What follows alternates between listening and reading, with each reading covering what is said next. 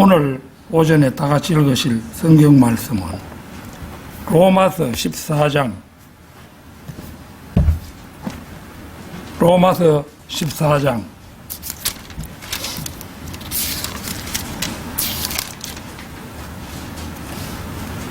로마서 14장 10절에서 13절까지 말씀입니다.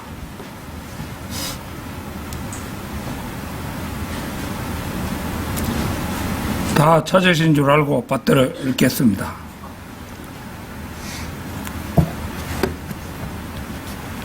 그러나 어찌하여 너는 너희 형제를 판단하느냐? 아니면 어찌하여 너는 너희 형제를 무가치하게 여기느냐? 이는 우리 모두가 그리스도의 심판대 앞에 설 것이기 때문이라. 이는 기록되기를 주가 말하노라. 내가 살아있음으로 맹세하노니 모든 물음마다 나에게 절할 것이요 모든 혀마다 하나님께 자백하리라 하였기 때문이라. 그렇기에 우리 각자가 하나님께 자기 자신에 관하여 설명해야 하리라. 그러므로 우리가 다시는 서로를 판단하지 말자. 그보다는 오히려 아무도 자기 형제의 길에 어떤 장애물이나 쓰러질 어떤 계기를 두지 아니하였는지 이것을 판단하라.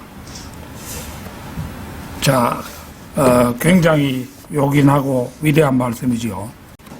자, 이 시간에는 그리스도의 심판대 앞에 설 준비를 하라.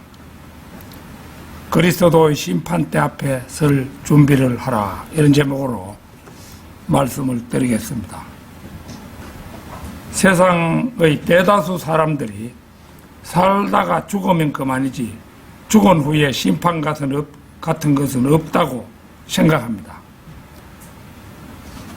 우리나라 하루 평균 자살자 수는 38명에서 40명 정도인데 이를 바탕으로 1년 자살자 수를 계산해보면 최저 13,870명이라는 숫자가 나옵니다. 참으로 엄청난 수의 사람들이 자살이라는 극단적인 방법으로 자기 삶의 종지부를 찍는다는 사실을 알 수 있습니다. 이들의 공통적인 사고의 밑바탕에는 죽고 나면 내세 같은 것은 없다는 생각이 깔려있고 견디기 힘든 상황에 놓이면 암담한 현실을 모면하기 위해 여러 가지 방법으로 자살을 감행하는 것이 요즘 현상입니다. 그런데 자살자들이 생각한 것처럼 사후의 생이 없는 것이 아니라는 사실입니다. 히브리서 9장 27절 한번 찾겠습니다. 히브리서 9장 27절.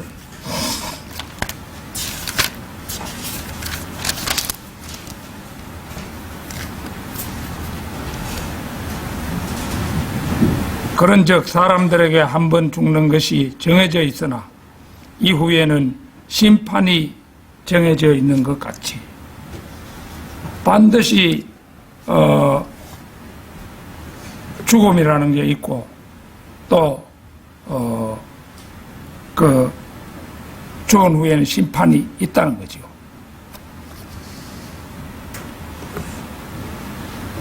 그래서 우리가 방금 읽은 곳을 보면 한 번 죽는 것이 사람에게 정해진 것처럼 죽고 난 후에도 심판도 정해져 있다는 것입니다.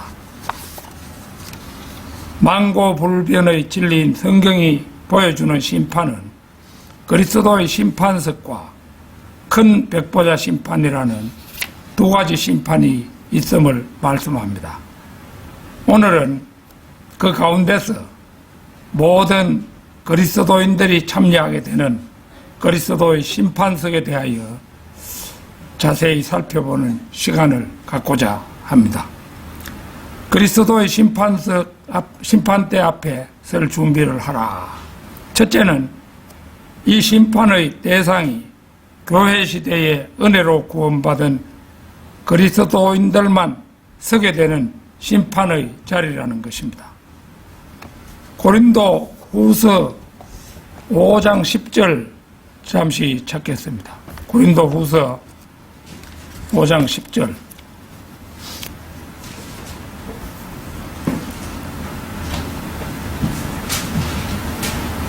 이는 우리 모두가 반드시 그리스도의 심판대 앞에 나타나야만 하기 때문이라. 이는 선이든 악이든 각자 자신의 행한 것에 따라 자기 몸 안에서 이루어진 것들을 받게 하려 함이라. 오늘의 본문 말씀과 함께 이 구절에도 그리스도의 심판대라는 말이 나와 있는데요. 이 말이 나오는 곳은 성경 전체에서 오늘의 본문 말씀과 이 고린도후서 5장 10절 두 곳뿐입니다. 이 심판은 교회의 휴거 이후 땅에서는 대환란이 진행되는 동안 하늘에서 있게 되는 심판입니다. 이 자리에 서지 않는 사람들, 즉 구원받지 못한 사람들은 천년 왕국이 지난 후에 마지막 큰 백보자 심판 때에 서게 됩니다. 요한계시록 20장 11절에서 15절 잠시 찾겠습니다. 요한계시록 20장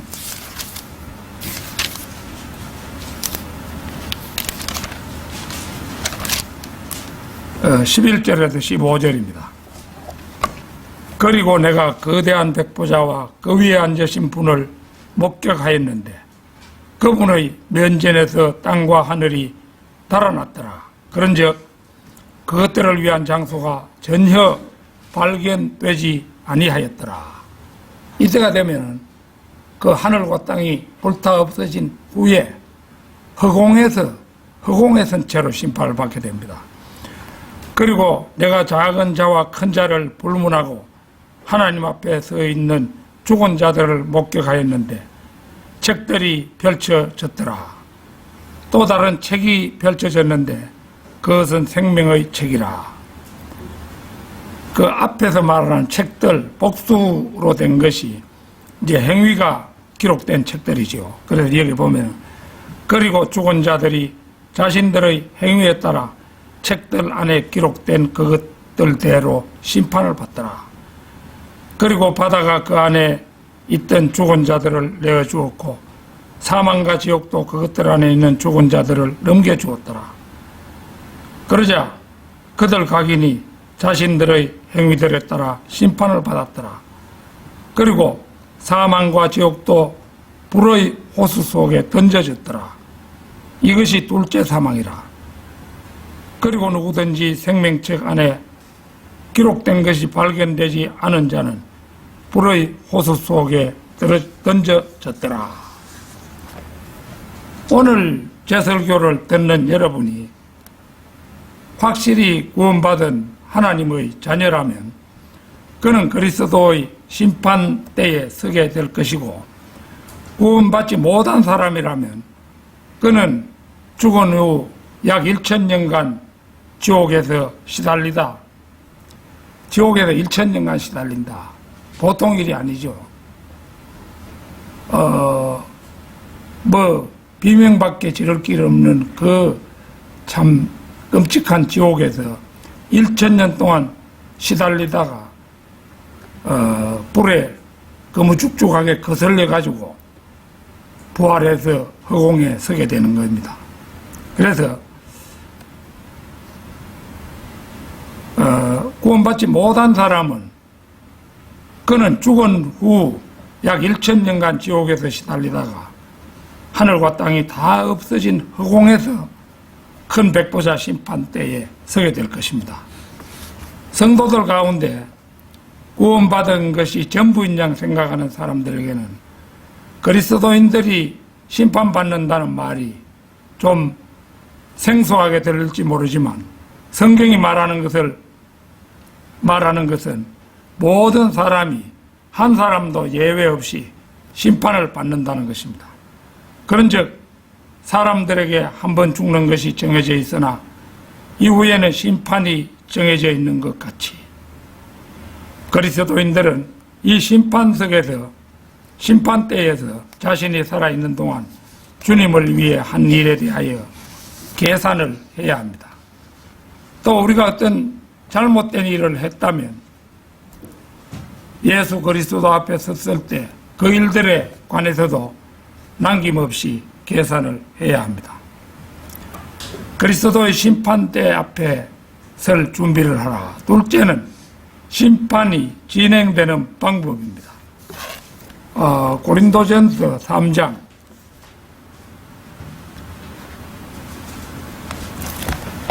11절에서 15절입니다.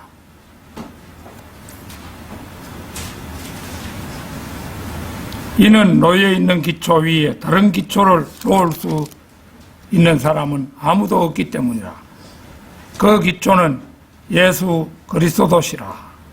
이제 만일 어떤 사람이 이 기초 위에 금이나 은이나 보석들이나 목재나 건초나 그루터기로 건축한다면 모든 사람의 일이 저마다 명백하게 드러나게 되리라. 이는 그날이 그것을 분명하게 밝힐 것이기 때문이요 그것이 불에 의하여 드러나게 될 것이기 때문이라. 그런즉 그 불이 모든 사람의 일을 각각 그것의 종류인지 어떤 종류인지 검사하리라.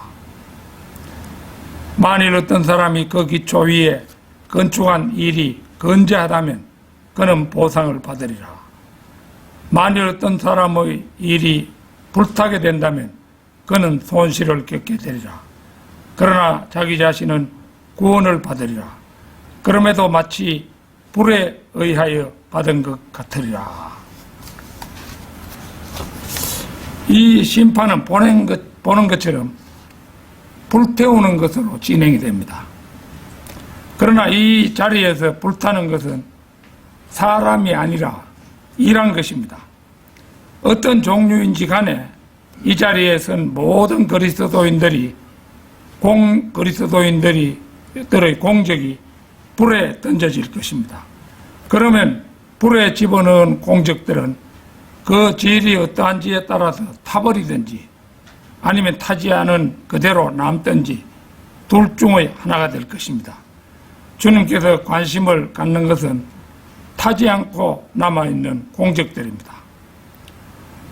만일 어떤 사람이 이 기초 위에 금이나 은이나 보석들이나 목재나 건초나 그루터기로 건축한다면 이제 여기서 금은 신성을 상징하는데 예수 그리스도를 하나님으로 경배하는 것, 그러니까 주일날 예배드리는 것, 수요 기도에 참석하는 것, 이런 것들에 대한 보상이라고 할 수 있습니다.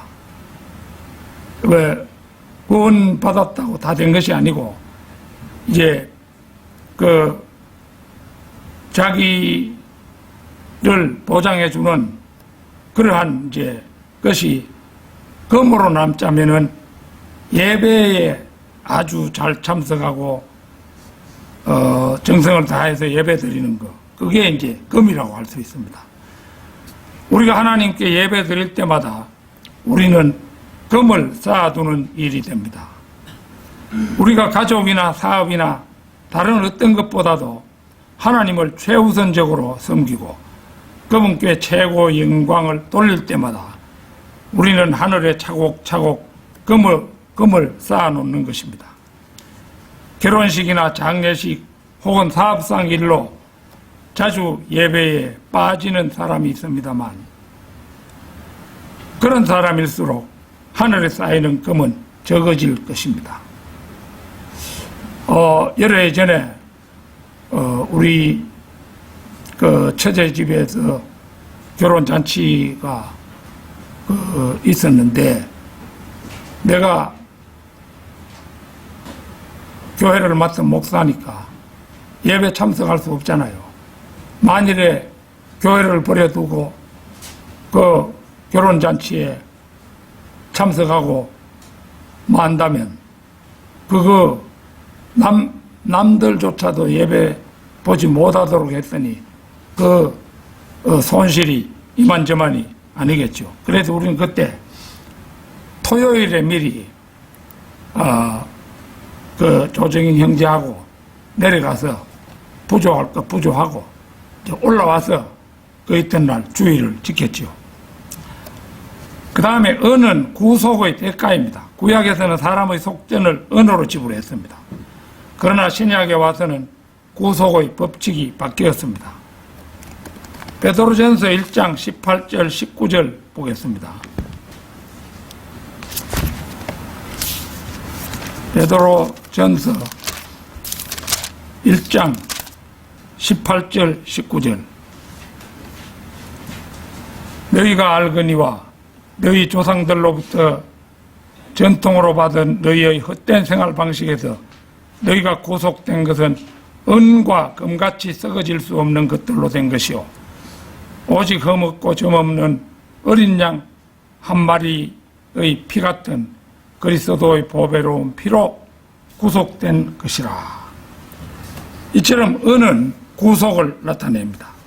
구원받지 못하고 죽을 수밖에 없는 죄인들에게서 예수 그리스도의 십자가를 증거하여 그들로 하여금 그리스도를 영접케 함으로써 그리스도의 구속에 동참케 한다면 그 사람은 하늘에 자신의 은을 쌓게 됩니다. 보석은 사람을 가리킵니다.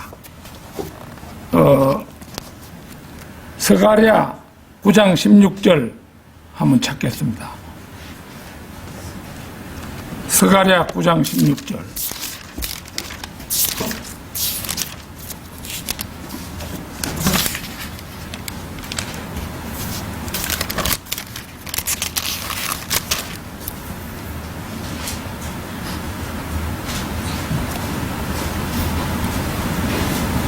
그리하여 그날에는 주 그들의 하나님이 그들을 자신의 백성의 양떼같이 구원하리라. 이는 그들이 한 왕관의 보석들같이 될 것이요 그의 영토 위에서 한 깃발같이 들어 올려졌기 때문이라. 보는 것처럼 보석은 사람을 가리킵니다. 우리가 거리 설교나 생활 속에서 이겨오는 모든 사람이 다 앞으로 우리가 받았을 왕관에 장식되는 보석인 것입니다. 목재나 건초나 그루터기로 건축한다면 여기에서 나무는 살아있는 나무인 트리가 아니라 죽어서 목재가 되어버린 나무 곧 우들을 말합니다. 집도 풀이 말라 죽은 것을 말합니다. 또 그루터기는 베어낸 나무의 밑동을 말하거나 죽은 갈대의 뿌리 부분을 말합니다. 따라서 모두 다 죽어서 하찮게 된 것들입니다. 이것들은 그리스도인 안에 있는 옛 본성을 섬기는 것을 상징하는 말입니다. 그리스도인이 예수 그리스도를 위해서 살지 않고 자기 자신을 위해서 살면 그에게 있는 것은 나무나 집이나 그루터기에 불과하므로 불로 시험할 때 잿더미와 연기만 남게 되는 것입니다. 만일 어떤 사람의 일이 불타가 되면 그는 손실을 겪게 되리라. 그러나 자기 자신은 구원을 받으리라. 이게 이제 그리스도의 심판석은 구원과는 아무 상관이 없습니다. 그 사람의 구원은 보장되지만 그럼에도 마치 불에 의하여 받은 것 같으리라. 그리스도의 심판 때는 구원의 문제와는 상관이 없는 자리입니다. 구원은 영원히 보장되어 있습니다. 그분은 그분을 향한 우리의 사랑과 감사에서 우러나온 자발적인 섬김을 원하십니다. 그러므로 우리는 그리스도의 심판 때와 관련해서 우리 자신의 구원 문제를 걱정할 필요는 없습니다. 그러나 그리스도의 심판 때에서 받을 사항이 하나도 없다면 우리는 그 자체로서 손해를 당할 뿐만 아니라 그때 당하는 부끄러움과 민망스러움과 두려움으로 말미암아 마치 불을 통과하는 듯한 고통 속에서 우리 자신의 구원이 재확인될 것입니다. 그러니까 성도라면 모름지기 아무것도 공적이 없는 것을 경계해야 되겠죠. 예배도 착실히 보고 구령도 착실히 하고 이런 것이 다 그 보장이 되는 것이니까 아무것도 없이 구원받는 사람은 그만큼 부끄러운 구원이 되는 셈이죠. 그리스도의 심판대 앞에 설 준비를 하라. 셋째는 세상에서 살 때 형제를 판단하거나 업신여기지 말라는 것입니다. 그러나 어찌하여 너는 너의 형제를 판단하느냐? 아니면 어찌하여 너는 너의 형제를 무가치하게 여기느냐? 이는 우리 모두가 그리스도의 심판대 앞에 설 것이기 때문이라.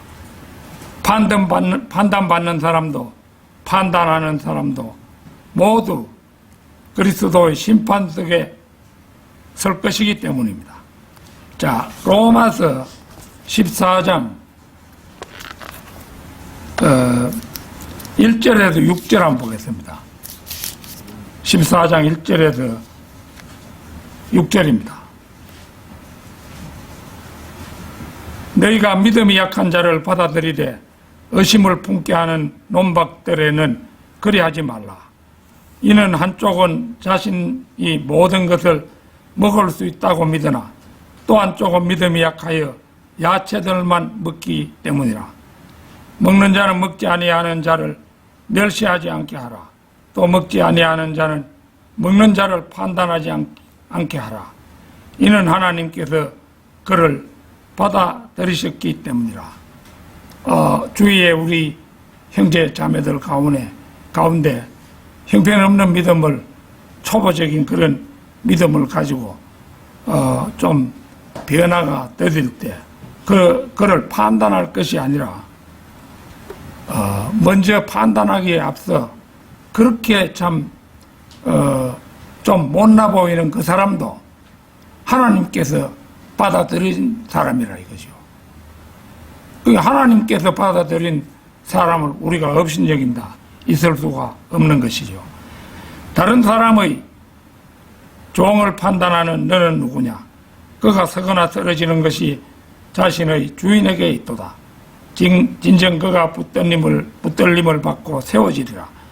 이는 하나님께서 능히 그를 서게 하실 수 있기 때문이라.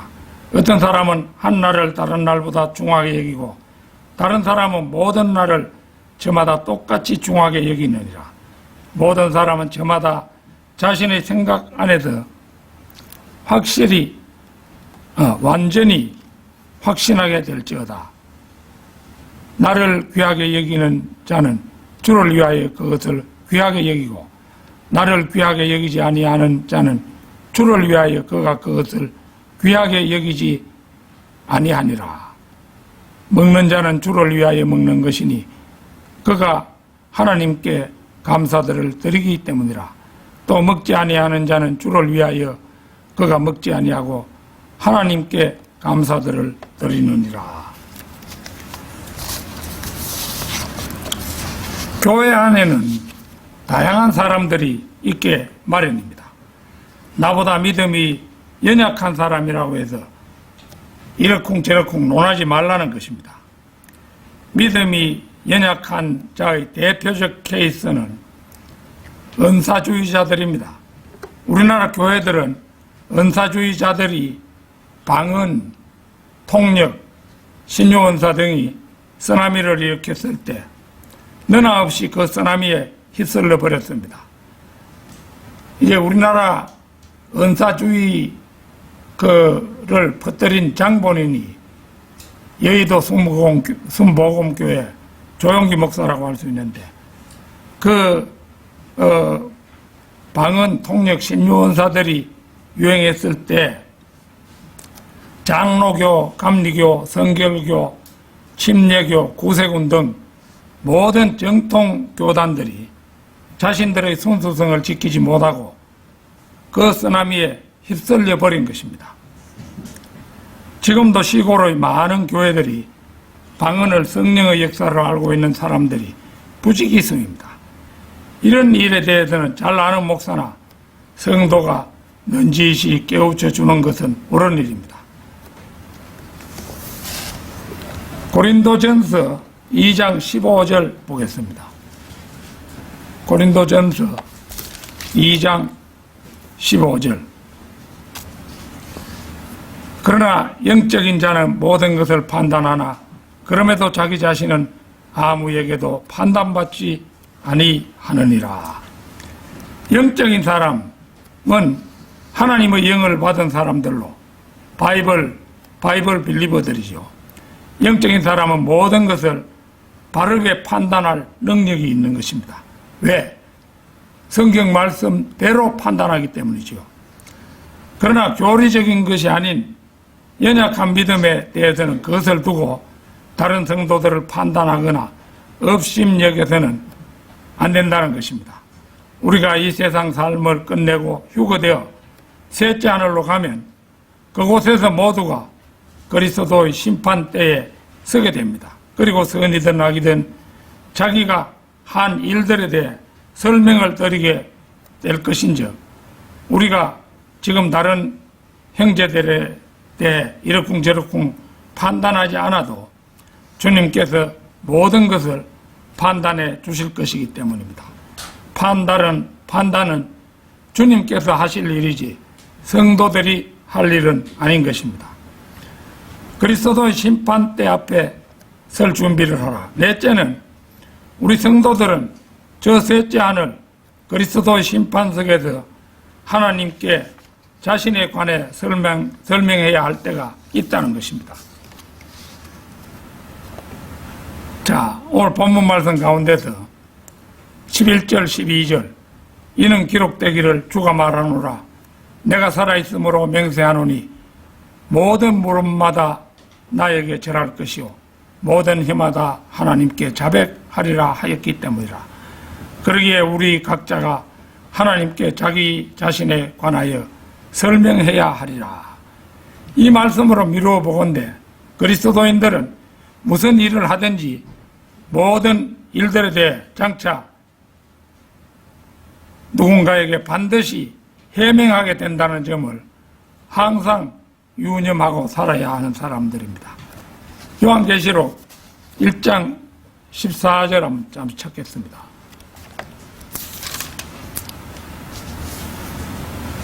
(1장 14절입니다) 그분의 머리와 그분의 머리카락은 양털 같고 희고 눈같이 하였더라. 그리고 그분의 두 눈은 불의 화염 같았더라. 이게 예수님의 모습이죠. 우리는 그리스도의 심판대에서 그 불꽃 같은 눈앞에 서야 합니다. 현재 우리가 어려운 문제에 봉착해 있다 하더라도 그때처럼 힘들지는 않을 것입니다. 누구를 막론하고 성도라면 그때 그리스도의 심판대에서 진땀을 흘리지 않을 수 없을 것이기 때문입니다. 예컨대 한 가정의 아버지가 있다고 합시다. 그는 아내와 자녀들이 하는 일에 책임을 져야 돼. 그 책임이란 가장으로서 자기 가족들에게 제대로 가르치고 올바로 감독했느냐 하는 의미에서 책임만 다하면 됩니다. 그가 가족 한 사람 한 사람이 저지른 과오들과 실수들 그리고 그들의 허물들과 죄들에 대해서 일일이 나서서 해명할 필요는 없습니다. 다만 그가 가족들에 대해 지고 있는 책임을 완수했느냐 여부에 대해서는 전적으로 그 자신이 스스로 해명하지 않으면 안 됩니다. 그가 자신의 책임을 다했느냐에 대해 해명한 다음 그들은 그들대로 자신의 책임을 다했느냐에 대해 또 해명하게 될 것입니다. 세상에서는 늘 그의 책임 이상으로 무엇인가를 요구하지만 하나님께서는 그에게 그 자신의 책임에 대해서만 해명을 요구하시는 분인 것입니다. 내가 이제 나오게 될 9월호 모퉁이 돌에 그 아버지의 의무라는 그런 신앙시 한 편을 실었는데요. 이거 지금 얘기한 것들을 얘기하는 거잖아요. 아들이 어느 날 문득 아버지 보고 이제 자기가 이제 아들이 점차 커가면서 인생에 대해서 의문을 가지기 시작하는 거죠. 그래가지고 아버지한테 아버지 사람이 죽으면 어디로 가는 거지요? 하고 물을 때 무식한 아버지는 그런 건 몰라도 된다 이놈아 그런 걸 왜 따지고 있노? 이라고 자식을 나무라서는 안 된다는 거죠. 아버지가 뭔지 진리를 깨닫고는 아들에게 이렇게 된다 우리가 죽으면은 이걸 말씀해 줄 수 있어야 되는 거죠. 그러면은 아버지로서의 심판을 면할 수 있다는 것입니다. 그 다음에 그리스도의 심판대 앞에 설 준비를 하라. 다섯째는 그리스도의 심판석의 부정적인 면입니다. 그리스도의 심판석에는 많은 그리스도인들이 벌거벗은 채로 나타날 것입니다. 요한계시록 19장 8절 한번 찾겠습니다. 요한계시록 19장 8절.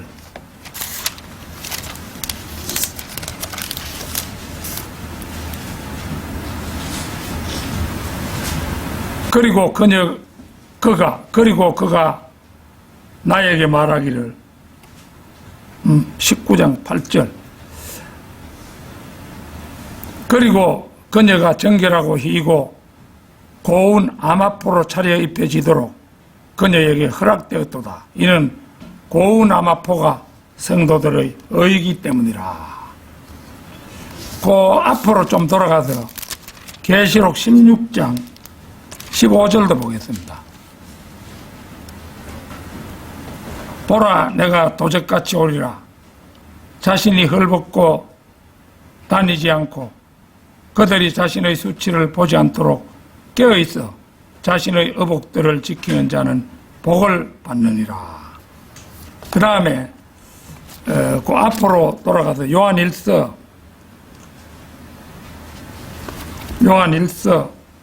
2장 28절 보겠습니다.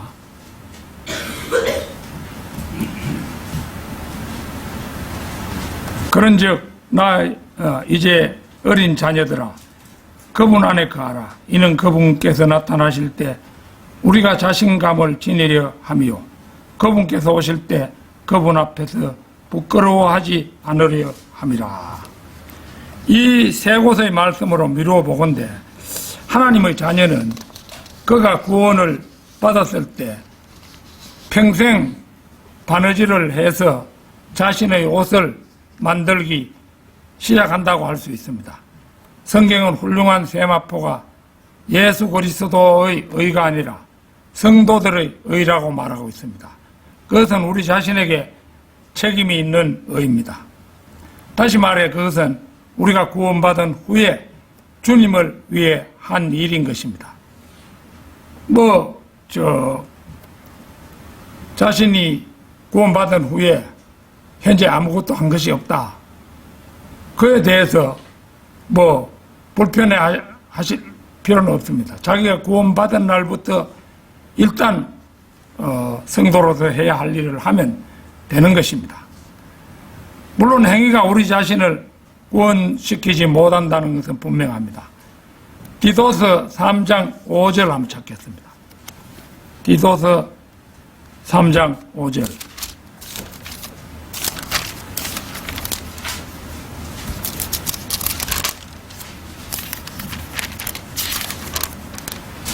(3장 5절)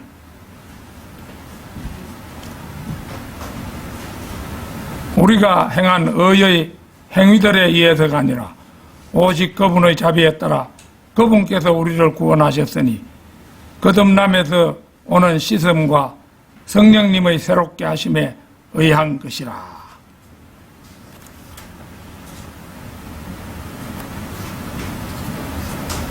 보는 것처럼 구원은 행위에 의한 것이 아니면 행위에 의한 것이 아니면 명백합니다. 에베소서 2장 10절도 보겠습니다.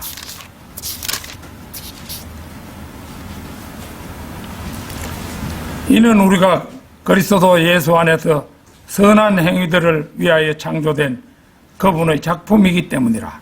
그 행위들은 하나님께서 우리가 그것들 가운데서 살아가도록 미리 정하신 것이라. 여기에서 확인할 수 있듯이 구원받은 후에 우리는 그리스도 예수 안에서 선한 행위들을 위하여 창조된 백성이 된 것입니다. 따라서 그리스도인은 구원받은 후에 해야 할 일이 있습니다. 성경은 그것을 의복을 입는 일이라고 말합니다. 그리스도의 심판석에서 세마포를 입을 그리스도인들이 있을 것입니다. 그러나 어떤 그리스도인들은 열대지방 토인들처럼 허리에 감는 천 하나만 가지고 그곳에 서게 될 것이라는 거죠. 그리스도의 심판석에 몸에 아무것도 거칠 것이 없이 아프리카 열대지방에 그 허리띠 그 하나 겨우 맨 정도 그런 정도로 살아가는 사람하고 비슷하게 된다는 거죠. 그리스도의 심판대 앞에 설 준비를 하라. 여섯째는 이 심판대에서는 여러 가지 면류관이 준비되어 면류관이 아니고 왕관이죠. 왕관. 이 심판대에서는 여러 가지 왕관이 준비되어 있는 자리입니다. 레위기 8장 9절 한번 찾겠습니다.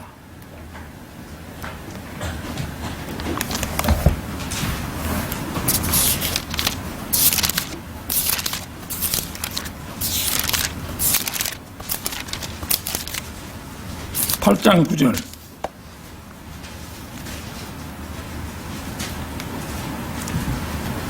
그리고 그는 그의 머리 위에 예관을 씌웠으며 또한 그 예관 위에 곧 그의 맨 앞부분에 그가 금패인 거룩한 왕관을 붙였더라. 주께서 모세에게 명령하신 대로였더라. 여러분 그 박물관에 가보셨는지 모르겠지만 왕관을 그 뭐 찬란한 그런 장식한 그런 왕관 말고 새처럼 생긴 그 새 날개에 이렇게 벌친 것처럼 된 그런 왕관을 보셨죠. 지금 그 왕관을 이 말씀이 보여주고 있죠. 그래서 여기에 나오는 왕관은 아론이 썼던 왕관입니다. 그러나 그리스도의 심판석에서 받는 왕관은 이와는 비교할 수 없는 영광된 왕관입니다. 그것은 주님의 다시 오심을 사모하는 자가 받는 의의 왕관.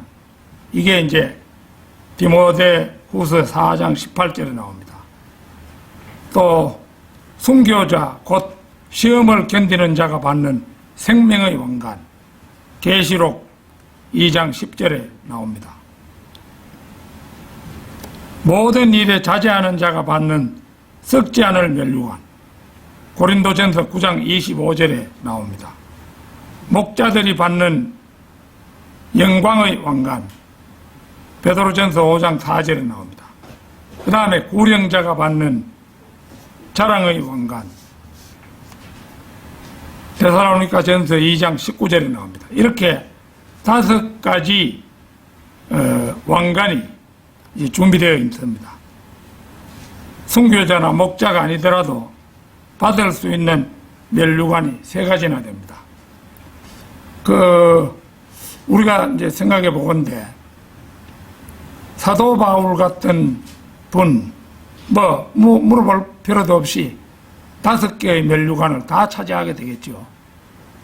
그 다음에 이제 우리의 위대한 스승 르크만 목사님, 그거는 순교한 건 아니잖아요. 그분은 순교는 안 했기 때문에 순교자가 받는 왕관, 요거는 제외하고 4개의 그 왕관은 받는 분이라고 할 수 있죠. 그러나 성도로서 열심히 살았다면, 최선을 다했다면 3개의 왕관을 받게 되는 겁니다. 웬만한 그리스도인들이라 해도 자기 자신의 직장에서 열심히 노력하여 승진하거나 공을 세워 받는 상은 기뻐하지만 그리스도의 심판대에서 받는 면류관에는 무관심한 사람들이 많습니다. 계장, 부장, 전무, 부장이 되는 것보다도 더 귀하고 영광스러운 것이 천년왕국과 영원세계에서 머리에 쓰고 다닐 왕관입니다. 우리는 그 무엇보다도 이 왕관을 위해서 우리의 모든 것을 기울여야 할 것입니다. 우리가 세상에서 영광은 차지해봤자 7, 80년 그 정도가 대부분이지만은 영원세계에서는 말 그대로 영원이잖아요. 영원히 머리에 쓰고 다닐 그 왕관이니까 그거에 대해서 우리가 더 신경을 써야 되죠. 결론적으로 그리스도의 심판 때는 매우 가까운 날에 있을 현실이라는 것입니다. 일곱으로 일하시는 하나님의 경륜으로 볼 때 구약시대 4,000년, 신약시대 2,000년이 다 흘러갔죠.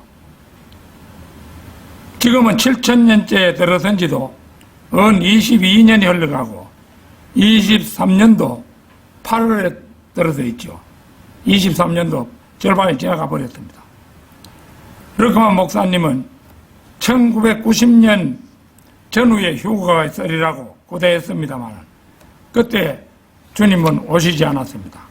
그분은 얼마나 많이 기다렸겠습니까?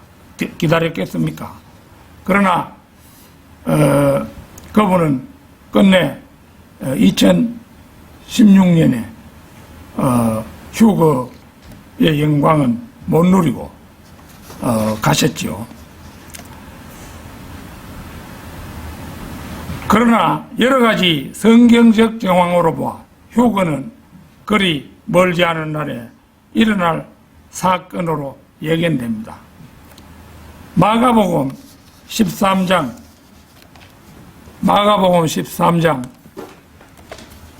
32절 34절 한번 찾겠습니다.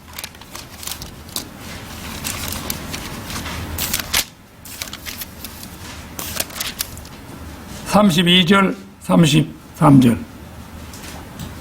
그러나 32절